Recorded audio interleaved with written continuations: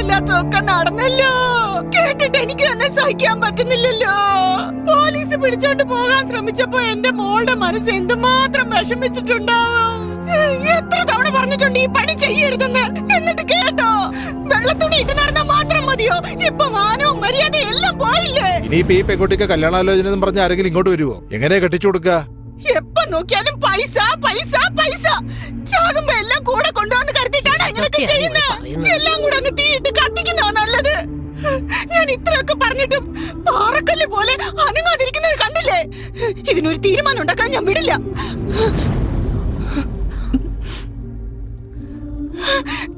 ഈ വൃത്തിയിട്ട പണി ഇനി ഒരിക്കലും ചെയ്യില്ല. സത്യം ചെയ്യും. പാറക്കല്ല് പോലെ അങ്ങനെ ഇരിക്കാതെ സത്യം ചെയ്ത് കൊടുക്കടാ. നിങ്ങൾ ചെയ്യില്ല, എനിക്കറിയാം. നിങ്ങൾ ഒരിക്കലും ചെയ്യില്ല. വേണ്ട, വിട്ടേക്കടി. ഞങ്ങൾ രണ്ടുപേരും കത്തിച്ചാമ്പലായാലും ഇയാൾ നന്നാവൂ.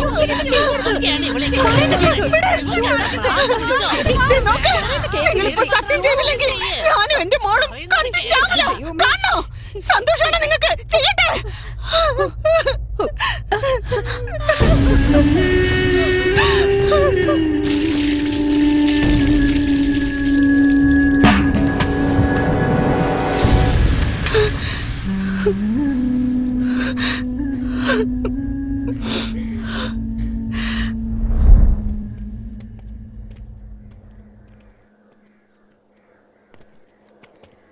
എടാ, ഇങ്ങോട്ട് വന്ന ചൂല് കൊണ്ട് അടി കിട്ടും. മുത്തശ്ശി വേണ്ട, മുത്തശ്ശി കാര്യം അറിയാതെ സംസാരിക്കരുത്. നോക്കടാ, ഇനി നിന്റെ ഒന്നും കൂടെ കൂടില്ല. ഈ തൊഴിൽ ചെയ്യില്ലെന്ന് ഇപ്പഴാ സത്യം ചെയ്തു തന്നത്. ഇനി എങ്ങാനും ഇങ്ങോട്ട് വന്നാലുണ്ടല്ലോ കയ്യും കാലും തല്ലി ഒടിച്ച് അടുപ്പിൽ വെക്കും ഞാൻ. അത് നിങ്ങളല്ല പറയേണ്ടത്, മാമനാണ് പറയേണ്ടത്. മാമൻ കുമൻ എന്ന് പറഞ്ഞ തലമുറ തല്ലി പൊളിക്കും ഞാൻ. ആരാടാ നിന്റെ മാമൻ? വൃത്തിയായിട്ടവനെ കണ്ടോ? മാമനാന്ന് പറഞ്ഞു വന്ന് നിക്കുന്നത്. ആ തെമ്മാടിയോട് പുറത്തു പോകാൻ പറ. അവള് പറഞ്ഞ കേട്ടില്ലേ? പോടാ ഇവിടുന്ന് കള്ളന്മാരെ. താൻ ഇങ്ങനെ തന്നെ പറയണം. തനിക്ക് ഇപ്പോഴാണോ മനസ്സിലായത് ഞങ്ങൾ കള്ളന്മാരാണെന്ന്? നീ പണക്കാരനായിട്ടാണ് ജനിച്ചു വീണത്. തെരുവിൽ ആക്രി കച്ചവടം നടത്തിക്കൊണ്ടിരുന്നവല്ലേ താൻ. ഇന്ന് കാറ്, വീട്, കരിമ്പ് തോട്ടം, ബംഗ്ലാവ്, 10 ഏക്കർ ഭൂമി, ഇതൊക്കെ താൻ എങ്ങനെ ഉണ്ടാക്കിയതാ? ഈ കള്ളന്മാരുടെ വേർപ്പിലുണ്ടായത് തന്നെയാ. ചെറുപ്പം തൊട്ട് മോനെ മോനെ എന്ന് എന്ത് വിചാരിച്ചാ വിളിച്ചെന്ന് എനിക്കറിയില്ല. പക്ഷെ ഞാൻ മാമനെ മാമാന്ന് വിളിക്കുമ്പോഴൊക്കെ എന്റെ അമ്മയുടെ കൂടെ ജനിച്ച അമ്മയുടെ ചേട്ടനായിട്ടാ ഞാൻ വിചാരിച്ചത്. അച്ഛനും അമ്മയും ഇല്ലാന്നുള്ള സങ്കടവും ഇല്ലായിരുന്നു. ഇന്ന് നിങ്ങൾ വലിയ കോടീശ്വരനായിരിക്കാം, പക്ഷെ ഈ കാണുന്നതൊക്കെ ഉണ്ടാക്കാനായിട്ടേ ഈ കള്ളൻ നിങ്ങൾക്ക് വേണ്ടി ജീവൻ പോലും പണയം വെച്ച് അധ്വാനിച്ചിട്ടുണ്ട്. ഈ കാണുന്നതിലൊക്കെ എന്റെ ജീവനുണ്ട്. തിരിച്ചു വേണമെന്ന് പറഞ്ഞ് തരാൻ പറ്റുമോ? എന്നിട്ടിപ്പോ എന്നെ പറയുന്നില്ല. വാടാ. എടാ വൃത്തിയായിട്ടവന്മാരെ, അവിടെ നിക്ക്.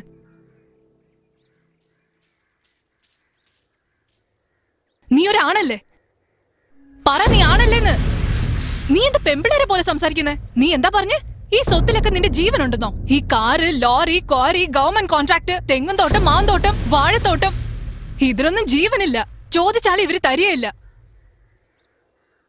ഇവരുണ്ടാക്കിയ സ്വത്തിൽ ഒരേ ഒരു സ്വത്തിന് മാത്രമേ ജീവനുള്ളൂ. അത് ഞാനാ. ഞാൻ തന്നെയാ പറയുന്നത്. എടുത്തോളൂ. നിനക്ക് നാണം കിട്ടുന്നത് അവനെ അടിക്കുന്നേ.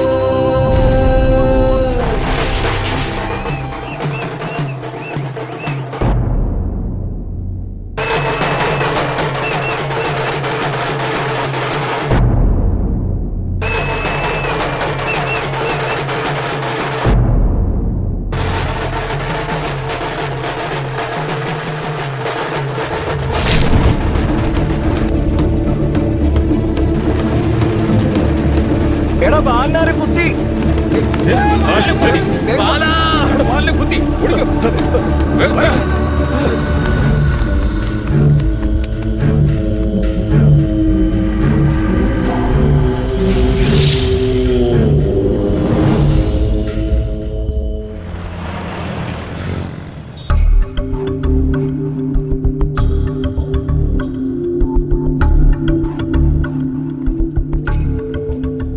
ബാല, ഡോക്ടർ എന്നോട് വീട്ടിൽ പൊയ്ക്കോളാൻ പറഞ്ഞു. ഇതിലൊരു ഒപ്പിട്ടേ. നമുക്ക് പോവാം.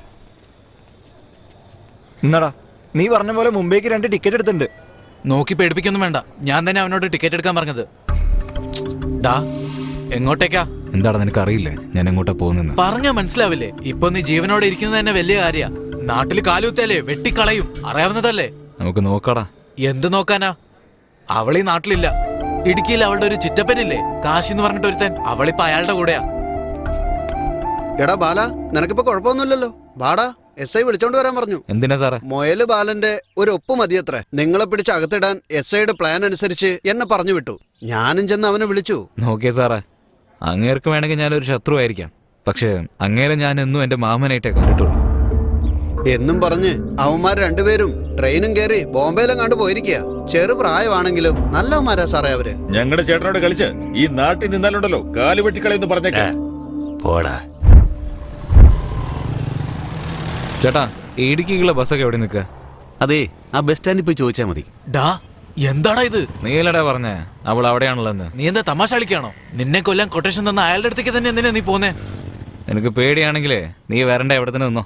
ഡാ, എനിക്ക് നല്ല ആഗ്രഹമുണ്ടടാ, നീയും അവളും സന്തോഷമായിട്ട് ജീവിക്കണമെന്ന്. ആ കുട്ടിയുടെ കയ്യിൽ നിന്ന് ഒരു ഉരുള ചോറ് കഴിക്കണമെന്ന്. വേണ്ടടാ, കൊന്നുകളയവര്. മരണവും ജനനവും അത് നമ്മുടെ കയ്യിലല്ലടാ ഉള്ളത്. ചേർത്ത് വെക്കണമെന്ന് അങ്ങനെ വിചാരിച്ചാ പിന്നെ ആര് വിചാരിച്ചാലും അത് പിരിക്കാൻ പറ്റില്ല. എനിക്ക് അവളെ കാണണോടാ. അയ്യോ, ആരാണ് ഈ കൊടും ചതി ചെയ്തത്? അയ്യോ, മനുഷ്യത്വമില്ലാത്ത ജന്മങ്ങള്. കണ്ണച്ചോരയില്ലേ നിങ്ങൾക്കൊക്കെ? ഇത് ചോദിക്കാൻ ഇവിടെ ആരുമില്ലേ? ഈ നാട്ടിലെ നീതി നിയമം ഒന്നുമില്ലേ?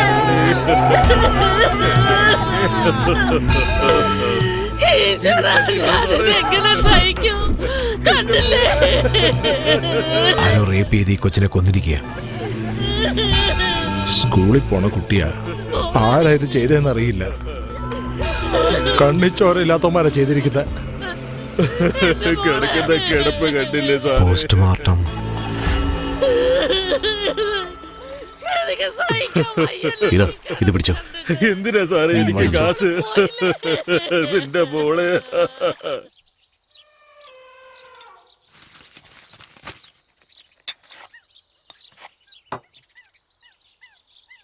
എന്താ പ്രേമ, സംഭവം നടക്കുമ്പോ നീ എവിടാ പോയത്? തേക്കുമരത്തിന്റെ ലോഡർക്കാൻ എറണാകുളം വരെ പോയതാ. നിള, ഇന്നെന്താ സ്കൂളിൽ പോകുന്നില്ലേ? എനിക്കിതിലൊരു ഒപ്പിട്ട് തരണം. പെട്ടെന്ന് നടക്കണ നാക്ക്.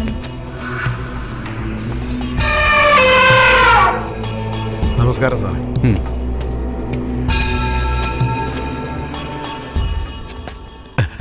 എന്താ സാറേ, എന്നെ വിളിച്ചെന്ന് ഇയാള് പറഞ്ഞു. ആ പെണ്ണിന്റെ കേസുമായിട്ട് ഇനി അധികം മുന്നോട്ട് പോകണ്ട, ക്ലോസ് ചെയ്തേക്ക്. അത് ഞാൻ ഇന്നലെ ചെയ്തു സാറേ. എന്താ, സന്തോഷമായോ? നിങ്ങളുള്ളപ്പോ എനിക്ക് സന്തോഷത്തിന് എന്ത് കുറവാ? പിന്നെന്തൊക്കെയുണ്ട്, വീട്ടില് ഭാര്യയും പിള്ളേരൊക്കെ സുഖമായിട്ടിരിക്കുകയല്ലേ? അവർക്കെന്താ, അവര് സന്തോഷമായിട്ടിരിക്കുന്നു. സാറിന്റെ സഹായത്തിൽ എല്ലാ കാര്യങ്ങളും നടക്കുമ്പോ അവര് സന്തോഷമായിട്ടിരിക്കില്ലേ? പിന്നെ നീ എന്തിനടാ എന്റെ പിള്ളേരുടെ ദേഹത്ത് കൈവച്ചത്? സാർ എന്താ സാറേ ഈ പറയുന്നേ? അവളൊരു കാട്ടുവാസിയല്ലേ? ഈ കാട്ടിൽ ജീവിക്കുന്ന എല്ലാ ആൾക്കാരും എന്റെ കൂടപ്പിറപ്പുകൾ തന്നെയാടാ.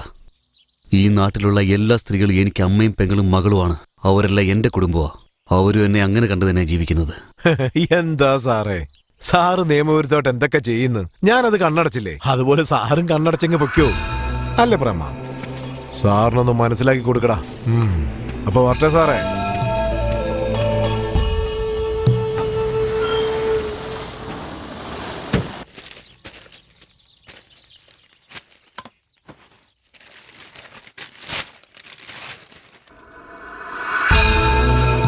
കാന്തല്ലൂർ സബ് ഇൻസ്പെക്ടർ കാട്ടാനയുടെ ആക്രമണത്തിൽ കൊല്ലപ്പെട്ടു.